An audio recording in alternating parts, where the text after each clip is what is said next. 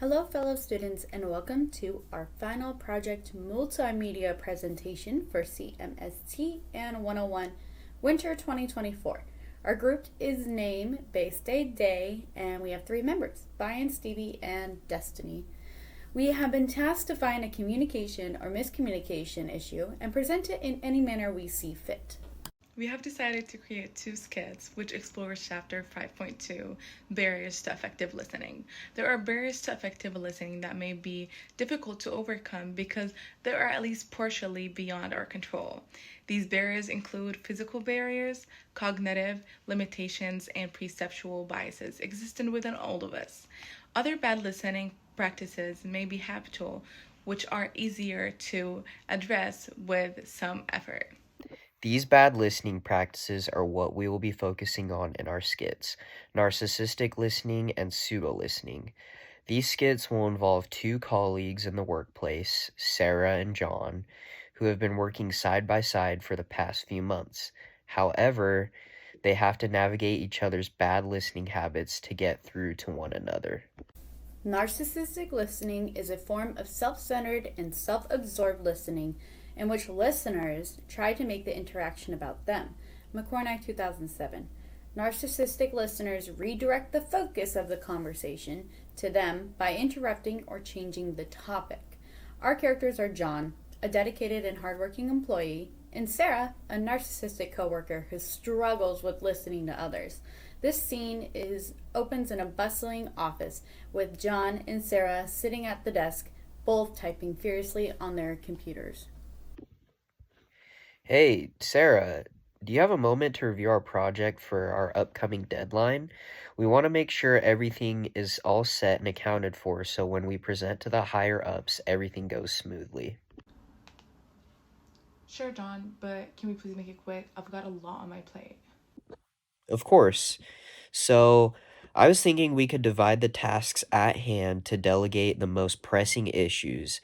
I could take the graphs and the quotas, and maybe you could. Hold on, before we get into that, let me tell you about this amazing idea I've had last night.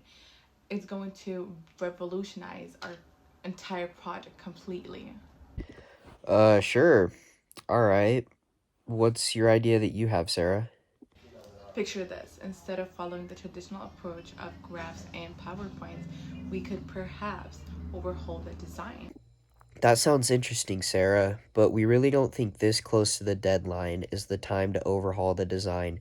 We need to go back to what I was. And then we could incorporate this new software I read about in this article.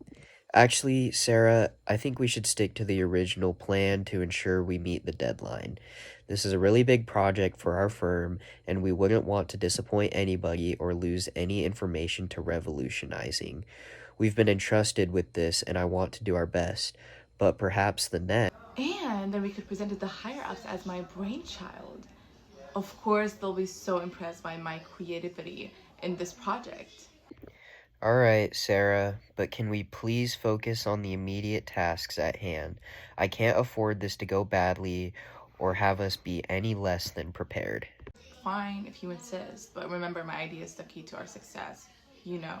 John tries to steer the conversation back to the project, but Sarah continues to dominate the discussion with her own ideas and achievements, leaving John feeling frustrated and unheard.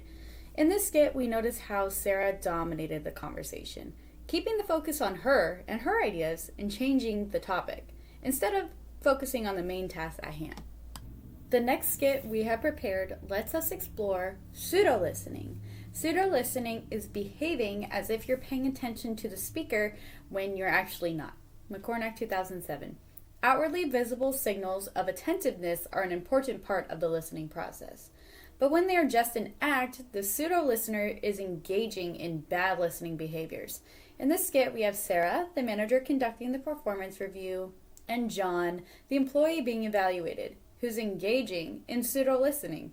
The scene takes place in a conference room where Sarah and John are seated across from each other, with John nervously shifting through papers on the table.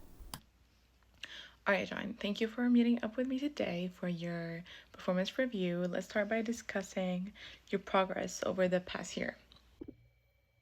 Yeah, sure, Sarah. That would be great. I'm all ears. Great. So let's begin with your sales targets. You've constantly met or exceeded them, which is impressive. However, there have been some concerns raised about your communication skills with clients. Yep, I hear you, Sarah. The clients are always right, and communication is key. John, it's important that we address this issue. Can you please tell me how you plan on improving this moving forward? Absolutely, Sarah. I'll definitely work on that moving forward. Communication is so important to me. John, are you even listening? I need your full attention if we're going to carry on this review today. Of course, Sarah. Sorry about that. I'm listening. Please continue with the review. I would love to know how I'm doing. All right, let's move on to your teamwork and collaboration. Your colleagues has mentioned that you tend to work alone rather than actively participating in team projects. Why is that? Yeah, you're right with that. I hear you. Teamwork makes the dream work, and I do love a good team project. My colleagues are right about that one.